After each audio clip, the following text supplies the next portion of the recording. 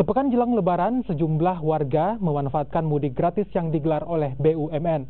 Bagi warga yang kurang mampu, program mudik gratis ini dapat mewujudkan harapan mereka berlebaran di kampung dan berkumpul bersama keluarga tanpa perlu mengeluarkan biaya lebih. Sejak pagi, sejumlah warga telah memadati halaman kantor Pegadaian yang terletak di Jalan Pelita. Para warga ini akan mudik ke kampung halaman mereka seperti Selayar, Masamba, dan Sorowako. 8 unit bus telah disiapkan untuk mengantar warga ke tujuan mereka. Harlin, salah satu calon pemudik asal Selayar sejak pagi, telah mendaftarkan diri ke panitia.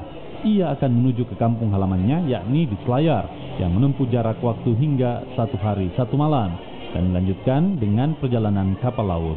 Ini bisa dengan mudah, dengan cepat mempermudah proses mudiknya mahasiswa dan masyarakat Kabupaten Kepulauan Selayar, termasuk saya yang mudiknya sampai di pulau terluar di Kabupaten Kepulauan Selayar, yaitu Pulau Madu.